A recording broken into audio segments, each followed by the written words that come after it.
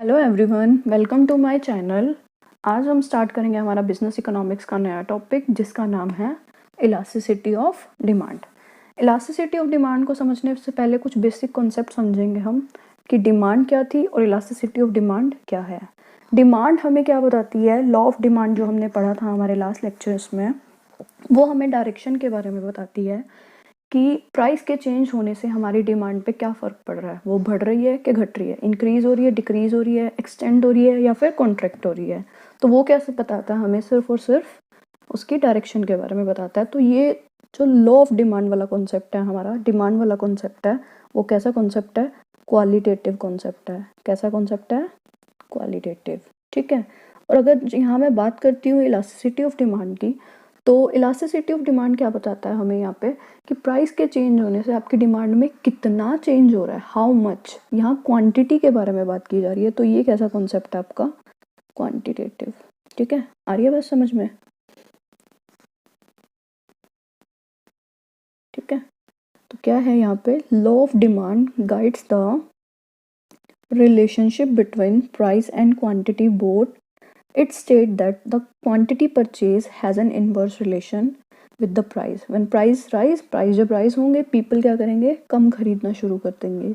The elasticity of demand tells you how much the amount bought decreases. मतलब how much, कितना कम हो रहा है, वो बता रहा है सिर्फ कम हो रहा है, डायरेक्शन बता रहा है, लेकिन ये बताएगा कितना कम हो रहा है जब आपके प्राइस जो है वो अप जा रहे हैं। ठीक है, आइए अब पढ़ते हैं कि होता क्या एग्जैक्टली, जो डेफिनेशन है, मीनिंग है, वो क्या है इलास्टिसिटी ऑफ डिमांड का।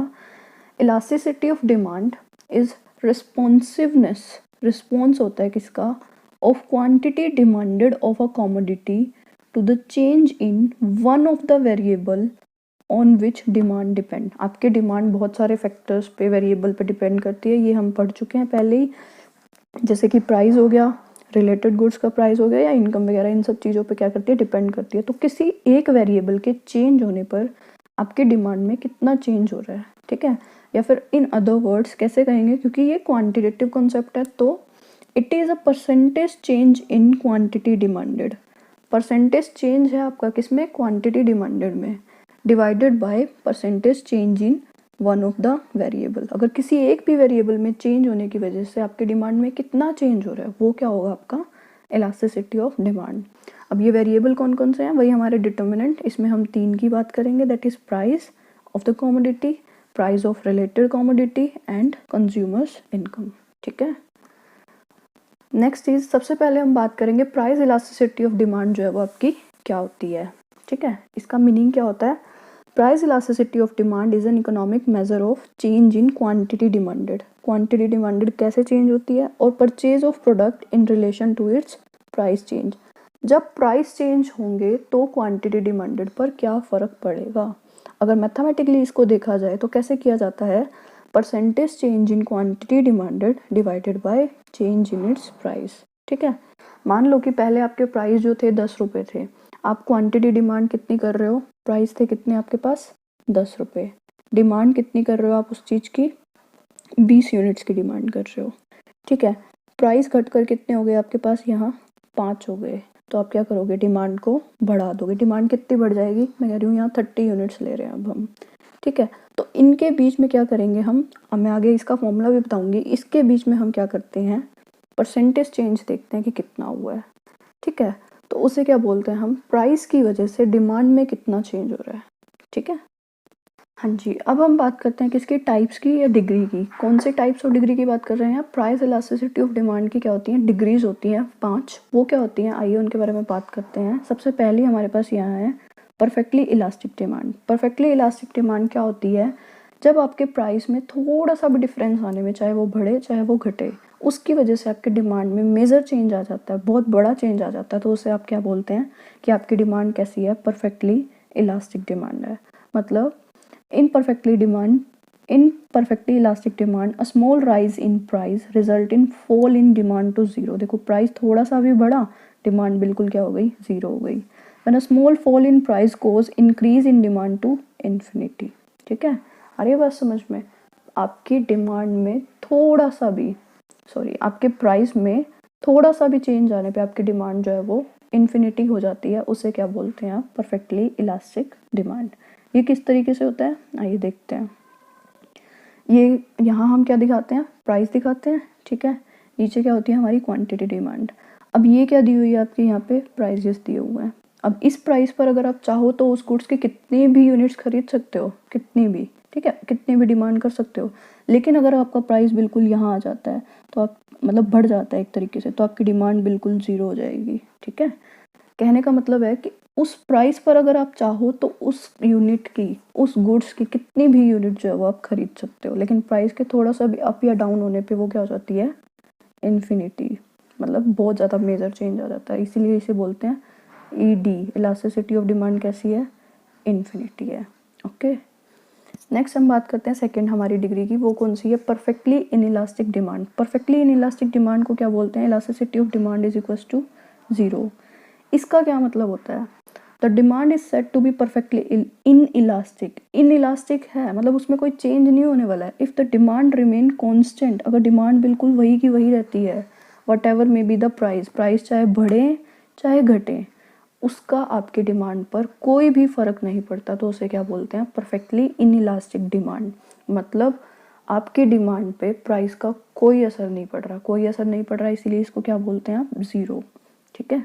ये कैसे होती है, देखिए यहाँ पे इस फिगर में क्या पता चल रहा है, जब आपके प्राइजेस क्या थे, ज़ीरो थे, ठीक है, तो डिमांड भी ज़ीरो। आपके प्राइस 2 हुए, डिमांड आप 4, ठीक है, प्राइजेस कितने हुए, 4 हुए, फिर प्राइजेस कितने हुए, 6 हुए। यहाँ प्राइस देखिए बढ़ते जा रहे हैं, लेकिन डिमांड क्या है, कॉन्स्टेंटली 4 यूनिट्स की है।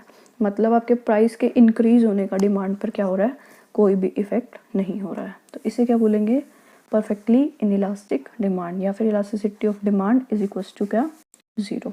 ओके, नेक्स्ट बात करते हैं हम थर्ड की, relatively elastic demand. Relatively elastic demand क्या होती है, जब इलास्टिसिटी ऑफ डिमांड आपकी मोर देन 1 होती है, तो उसको कैसे हम समझेंगे, देखिए, the demand is said to be relatively elastic if the percentage change in demand is greater than the percentage change in price. मतलब प्राइस में आपका चेंज हुआ कम, लेकिन उसकी वजह से आपकी डिमांड में क्या हुआ, ज़्यादा चेंज हुआ, तो उसको क्या बोलते हैं आप, रिलेटिव इलास्टिक डिमांड, या जिसको बोलते हैं elasticity of demand is greater then 1, ठीक है। फॉर एग्जाम्पल यहाँ पे मैंने नीचे दिया हुआ है, if the price falls by 5%, कि प्राइस आपके गिरे कितने से, 5% से, the demand rise by more than 5%, मतलब आपकी डिमांड कितने से बढ़ी, 5% से ज़्यादा, या आप कह सकते हो 10% बढ़ी, 15% बढ़ी, 20% बढ़ी, ठीक है। और ये किस चीज़ के केस में होता है, आपके जो लग्जीरियस गुड्स होते हैं उसके केस में, मतलब उनकी डिमांड क्या होती है, इलास्टिक होती है, परफेक्टली इलास्टिक होती है, उनके ऊपर प्राइस का क्या होता है, ज़्यादा इफेक्ट पड़ता है, ठीक है। आई बस समझ में। देखिए इसका जो फिगर है वो किस तरीके से है, पहले आपके प्राइस थे P1, ठीक है, सॉरी, पहले आपके प्राइस जो थे वो P थे, P से आपके पास आपने डिमांड कितनी की, M, ठीक है, समझ में आ रहा है। प्राइस क्या हो गए, चेंज होके कम हो गए, कितना चेंज हुआ, P से P1, देखिए थोड़ा कम हो रहा है, change in price is only 5%, पीछे बताया था। उसकी वजह से आपकी क्वांटिटी डिमांडेड देखिए कितनी ज़्यादा बढ़ रही है, M से कहाँ हो रही है, M1 पे, तो ये चेंज देखिए कितना ज़्यादा है, और ये चेंज देखिए कितना थोड़ा है, ठीक है। तो प्राइस तो कम हुआ आपका, कम परसेंट से, लेकिन आपकी डिमांड जो है वो क्या हुआ, रिलेटिवली ज़्यादा बढ़ी, तो उसे हम क्या बोलेंगे, रिलेटिवली इलास्टिक डिमांड, या फिर elasticity of demand is greater then 1, ठीक है। नेक्स्ट वन इज, अगर हम बात करते हैं तो क्या आएगा, रिलेटिवली इनइलास्टिक डिमांड। यहाँ क्या है, रिलेटिवली इनइलास्टिक डिमांड, इसको क्या कहेंगे, इसका क्या मतलब है यहाँ पे, the demand is said to be relatively inelastic if the percentage change in quantity demanded is less than the percentage change in price. अब यहाँ पे आपकी क्वांटिटी डिमांड तो क्या होगी, कम होगी as compare to the price, price तो चेंज होगा ज़्यादा, लेकिन क्वांटिटी डिमांड क्या होगी, कम होगी। तो उस केस में क्या होता है, आपका जो इलास्टिसिटी ऑफ डिमांड होती है वो क्या होती है, inelastic demand, relatively inelastic demand, या फिर आप इसे बोल सकते हैं elasticity of demand is less than 1। For example, when the price fall by 10%, आपके प्राइस कितने से घटे, 10% से घटे, demand rise by less than, मतलब यहाँ डिमांड, जितना प्राइस घटा उससे कम आपकी डिमांड बढ़ेगी, ठीक है, से 5%, 2% या 3%, तो इसे क्या बोलेंगे आप, इनइलास्टिक डिमांड। और ये किस चीज़ के केस में होती है, डेली कंजप्शन की जो चीज़ें होते हैं, अब एक बात बताओ, प्राइजेस घट भी जाएंगे तो क्या डिमांड पे इतना ज़्यादा कोई फ़र्क पड़ेगा? जैसे कि राइस हो गया, सोल्ट हो गया, केरोसिन हो गया, इन सब चीज़ों पे नहीं ना। तो इसीलिए प्राइजेस के चेंज होने पे इनका डिमांड पे इतना ज़्यादा खास फ़र्क नहीं पड़ता है, इसीलिए इन्हें क्या बोलते हैं, रिलेटिवली इनइलास्टिक डिमांड। ठीक है, जैसे कि यहाँ पे फिगर में दिखाया हुआ है, प्राइस जो है आपका, देखिए पहले पी था, पी से कहाँ आ रहा है P1, प्राइस में क्या हो रहा है, चेंज ज़्यादा हो रहा है, लेकिन आपकी डिमांड में चेंज क्या हो रहा है, बहुत कम हो रहा है। ठीक है, तो इसे क्या बोलेंगे, elasticity of demand is less than 1। Next आता है आपके पास unitary elastic demand. Unitary elastic demand क्या होता है, ईडी जब आपका 1 के इक्वल होता है। इसका क्या मतलब है, इसका मतलब है कि प्राइस में चेंज और डिमांड में चेंज बिल्कुल इक्वल होता है, तो आपकी इलास्टिसिटी ऑफ डिमांड कैसी आती है, 1 के इक्वल आती है। कैसे, the demand is said to be unitary elastic if the percentage change in quantity demanded is equal to the percentage change in price. For example कि आपकी प्राइस में 1% चेंज हुआ, तो आपकी क्वांटिटी डिमांडेड में भी कितना चेंज होगा, ओनली 1%। ठीक है, तो उसे क्या बोलेंगे हम, यूनिटरी इलास्टिक डिमांड। देखिए यहाँ प्राइस कितना था आपका, P था, यहाँ कितना आ गया P1। अब देखिए यहाँ जो चेंज हो रहा है और यहाँ जो चेंज हो रहा है, ये चेंज दोनों के दोनों चेंज बिल्कुल इक्वल होंगे, तो ये क्या हो जाएगा आपका 1 के बराबर हो जाएगा। इसीलिए इसे क्या कहा जाता है, elasticity of demand is equals to 1, और जिसे आप बोलते हैं यूनिटरी इलास्टिसिटी डिमांड। ठीक है, ओके। नेक्स्ट अब हम बात करते हैं method of measuring price elasticity of demand. हमने बात कर ली डिमांड क्या होती है, इलास्टिसिटी ऑफ डिमांड क्या होती है। इलास्टिसिटी ऑफ डिमांड के अंदर हमने प्राइस इलास्टिसिटी ऑफ डिमांड के बारे में बात किया और उसके डिग्रीज के बारे में बात किया। अब हम बात करेंगे कि हम प्राइस इलास्टिसिटी ऑफ डिमांड को किस तरीके से मेज़र कर सकते हैं, उसके कौन कौन से मेथड हैं। यहाँ टोटल हमारे पास कितने मेथड हैं, 5 मेथड हैं। टोटल एक्सपेंडिचर, प्रोपोर्शनेट मेथड जिसे हम परसेंटेज मेथड भी बोलते हैं, point elasticity of demand, arc elasticity of demand या रेवेन्यू मेथड। आज हम हमारे लेक्चर में कवर करेंगे हमारे 2 मेथड। देखिए फर्स्ट मेथड जो है वो आपका कौन सा है, टोटल एक्सपेंडिचर मेथड। ये मेथड किसने दिया था, doctor Marshall has evolved the expenditure method to measure the price elasticity of demand. नाम याद रखिएगा। अकॉर्डिंग टू दिस मेथड क्या होता है, elasticity of demand can be measured by considering the change in price, price में कितना change हो रहा है, and subsequent change in total quantity of goods purchase. Price में चेंज की वजह से टोटल क्वांटिटी में कितना जो है वो फ़र्क आ रहा है, and the total amount of money spend on it. यहाँ हम बात कर रहे हैं एक्सपेंडिचर, मतलब प्राइस के चेंज होने से कितनी आप डिमांड कर रहे हो और उससे आप कितना स्पेंड कर रहे हो, उससे हम बताएंगे कि इलास्टिसिटी ऑफ डिमांड कैसी है। ठीक है, टोटल आउटले या टोटल एक्सपेंडिचर का जो आपका फॉर्मूला है। अब एक बात बताओ, आप मार्केट में गए कोई भी चीज़ परचेज करने के लिए, ठीक है, आपके पास 500 रुपीज़ थे, आपने 500 रुपीज़ के क्या किए, 10 kg आपने क्या कर लिए, अनियन खरीद लिए, और उसका जो प्राइस था वो कितना था, 50 मल्टीप्लाई 10 कितना हो गया, 500 ना। तो आपका एक्सपेंडिचर कितना हो गया जी, 500। ठीक है, प्राइस कितना था अनियन का, 50 रुपीज़, क्वान्टिटी कितनी डिमांड की आपने, 10 kg। तो आप एक्सपेंडिचर किस तरीके से निकालते हो, प्राइस को क्वान्टिटी डिमांडेड से मल्टीप्लाई करके। ठीक है, तो टोटल एक्सपेंडिचर पे क्या फ़र्क पड़ रहा है प्राइस के बढ़ने या घटने से, तो उससे हम क्या निकालेंगे कि आपका इलास्टिसिटी ऑफ डिमांड कैसे है। ठीक है, तो इसके अंदर हमारे पास 3 पॉसिबिलिटीज़ होती हैं। कौन कौन सी, सबसे पहली बात अगर हम करते हैं यहाँ पे, if with a fall in price, price के फॉल होने से डिमांड इंक्रीज़ होती है, पता है, टोटल एक्सपेंडिचर भी साथ साथ में क्या होएगा, इंक्रीज़ होएगा। और अगर हम दूसरी बात करते हैं with the rise in price, price अगर राइज हो जाएगा, डिमांड घट जाएगी और आपके क्या होंगे, टोटल एक्सपेंडिचर भी घट जाएंगे। In that case elasticity of demand is greater then 1, मतलब ईडी आपकी जो है वो ग्रेटर देन 1 कब होगी। देखिए फॉल इन प्राइस, प्राइस क्या हुआ यहाँ पे आपका, घटा, प्राइस के घटने से क्या होगा, डिमांड आपकी बढ़ेगी, डिमांड बढ़ने से आपका एक्सपेंडिचर क्या होगा, वो भी बढ़ेगा, बढ़ रहा है ना। ठीक है, तो इससे क्या होगा आपका, ईडी क्या कहलाएगी आपकी, 1। अगर हम यहाँ रिलेशन की बात करते हैं तो देखिए प्राइस क्या हुआ, घटा, एक्सपेंडिचर क्या हुआ, बढ़ा। अगर मैं दूसरी सेंस में बात करती हूँ यहाँ पे, अगर हमारा प्राइस जो है वो क्या होगा, अप होगा, अप हुआ, डिमांड क्या हुई, कम हो जाएगी, डिमांड कम होने से एक्सपेंडिचर क्या होगा आपका, वो भी कम हो जाएगा। देखिए रिलेशन देखिए यहाँ पे, प्राइस जब कम हुआ आपका यहाँ पे तो एक्सपेंडिचर बढ़ा, ठीक है, प्राइस बढ़ा तो एक्सपेंडिचर क्या हुआ, कम हुआ।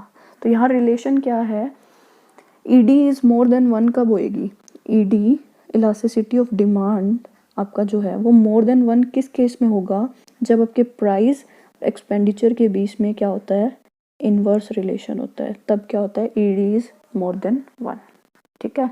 ये थी इसकी फर्स्ट पॉसिबिलिटी। अब हम बात करते हैं सेकंड की। इफ विद द राइज और फॉल इन प्राइस, डिमांड भी गिरेगी और बढ़ेगी लेकिन टोटल एक्सपेंडिचर पे कोई भी फर्क नहीं पड़ेगा, मतलब प्राइस क्या हुआ, चाहे अप हुआ चाहे डाउन हुआ, उसकी वजह से डिमांड क्या हुई, अप हुई या डाउन हुई, जो भी हुई, उससे एक्सपेंडिचर के ऊपर कोई भी फर्क नहीं पड़ा, तो उसे क्या बोलेंगे, इलास्टिसिटी ऑफ डिमांड कैसी है आपकी, 1 के इक्वल है, ठीक है। आ रही है बात समझ में, ये था आपके सेकेंड पॉइंट में। अगर हम बात करते हैं किसकी, थर्ड पॉइंट की, थर्ड पॉइंट में क्या है, इलास्टिसिटी ऑफ डिमांड क्या है आपकी, लेस देन 1 है। वो कब होगी, देखिए, if with the fall in price demand rise, fall in price demand rise, total expenditure also falls. देखिए यहाँ पे प्राइस क्या हुए, फॉल हो गए, डिमांड क्या हुई, यहाँ पे बढ़ गई, क्या हुई, बढ़ गई, और आपके एक्सपेंडिचर क्या हो गए, घट गए, ठीक है। उसके बाद बात करते हैं किसकी, and with rise in price, price के क्या होने पे, बढ़ने पर, डिमांड क्या हुई आपकी, कम हो गई, और टोटल एक्सपेंडिचर क्या हुए, राइज हो गए, ठीक है। तो क्या होगा, देखिए प्राइस कम हुआ, डिमांड बढ़ी, लेकिन फिर भी हमारे एक्सपेंडिचर कम के कम रहे, क्यों, प्राइस के कम रहने पर। उसके बाद बात करते हैं, प्राइस यहाँ पर क्या हुए, अप हुए, डिमांड क्या हुई आपकी, कम हो गई, लेकिन प्राइस अप होने की वजह से हमारे टोटल एक्सपेंडिचर क्या हो गए, ज़्यादा हो गए। तो यहाँ पे प्राइस और अगर टोटल एक्सपेंडिचर का हम रिलेशन देखें तो वो कैसा है, ये घटा तो ये भी घटा, ये बढ़ा तो ये भी बढ़ा, तो इसका मतलब क्या है, यहाँ पे प्राइस और टोटल एक्सपेंडिचर के बीच में कैसा रिलेशन है, डायरेक्ट रिलेशन है, ये बढ़ेंगे तो ये भी बढ़ेंगे, तो उस केस में आपकी इलास्टिसिटी ऑफ डिमांड कैसी होगी, इज लेस देन 1। ओके, आ रही है बात समझ में। 3 पॉइंट किए हैं हमने यहाँ पे, कौन कौन से पॉइंट किए हैं, जब डायरेक्ट रिलेशन होगा तो क्या होगा, ईडी इज लेस देन 1, जब आपका टोटल एक्सपेंडिचर में कोई भी फर्क नहीं पड़ेगा तो वो 1 होगा। और अगर हम बात करते हैं इनवर्स रिलेशन, किसके बीच में, प्राइस के बीच में और टोटल एक्सपेंडिचर के बीच में इनवर्स रिलेशन होगा तो वो क्या होगी आपकी, ED is more than 1। Okay, ठीक है। नेक्स्ट क्या बात करते हैं हम, प्रोपोर्शनेट मेथड, जिसको हम बोलते हैं आपका परसेंटेज मेथड। इसकी हेल्प से भी हम क्या करते हैं, प्राइस इलास्टिसिटी ऑफ डिमांड को मेज़र करते हैं कि आपके प्राइस में चेंज होने की वजह से आपके क्वांटिटी डिमांड में कितना चेंज हुआ है, ठीक है। This method is also associate with the name of doctor Marshall. इस मेथड के अकॉर्डिंग क्या होता है, price elasticity of demand is a ratio of, इसमें रेशियो किया जाता है किसका, percentage change in amount of demand to the percentage change in the price of commodity, मतलब क्वांटिटी डिमांडेड ओवर में प्राइस, दोनों का क्या लिया जाता है, परसेंटेज, और वो भी परसेंटेज चेंज लिया जाता है इसमें, ठीक है। आ रही है बात समझ में। तो उससे हम कैसे कैलकुलेट करते हैं, इस मेथड को आप एक और मेथड बोलते हो, इसे परसेंटेज मेथड भी बोला जाता है, इसे फ्लक्स मेथड भी बोला जाता है, इसे रेशो मेथड भी बोला जाता है, और इसे अर्थमेटिक मेथड भी बोला जाता है।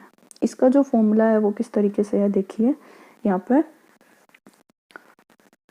क्या फॉर्मूला है, प्राइस इलास्टिसिटी ऑफ डिमांड का, change percentage change in quantity demanded divided by percentage change in price. अगर हम बात करते हैं percentage change in quantity demanded, तो वो हम किस तरीके से निकालते हैं, हमारे पास एक नई क्वांटिटी होती है और एक इनिशियल क्वांटिटी होती है, उन दोनों को माइनस करते हैं, डिवाइड करते हैं इनिशियल क्वांटिटी से और मल्टीप्लाई करते हैं किससे, 100 से। अगर प्राइस की बात करते हैं तो वो कैसे निकलता है, हमारे पास एक न्यू प्राइस होता है और एक हमारे पास इनिशियल प्राइस होता है, उनको माइनस करते हैं, डिवाइड करते हैं किससे, इनिशियल प्राइस से, और मल्टीप्लाई करते हैं किससे, 100 से, ठीक है। तो आपका लास्ट में जो फॉर्मूला बन के आता है वो प्राइस इलास्टिसिटी ऑफ डिमांड का आता है, चेंज इन क्यू।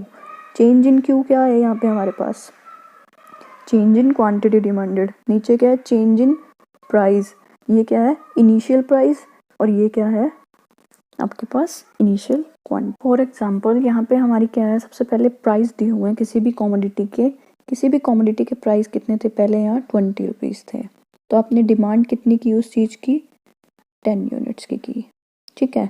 फिर प्राइजेस जो हैं आपके चेंज हो गए, प्राइजेस चेंज होकर 10 हो गए, कम हो गए आपके, तो आप उसकी डिमांड कितनी करेंगे, 20, मतलब ज़्यादा करेंगे, ठीक है। तो ये जो पी था आपका, ये वाला पी, ये क्या है आपके लिए, इनिशियल प्राइस, और ये जो डिमांड आप कर रहे हो वो क्या है आपके लिए, इनिशियल डिमांड। जो प्राइस चेंज होके आया है ये आपका कौन सा प्राइस है, न्यू प्राइस, और ये जो डिमांड है वो कौन सी है आपकी, नई वाली डिमांड, न्यू क्वांटिटी डिमांडेड, ठीक है। इनकी हेल्प से हम क्या करेंगे, इन्हीं चीज़ों को फॉर्मूले में पुट करेंगे और इससे हमारा क्या आ जाएगा, इलास्टिसिटी ऑफ डिमांड आ जाएगा, ठीक है। ओके, अभी इतना ही कीजिए, मिलते हैं अपने नेक्स्ट वीडियो में। Thank you.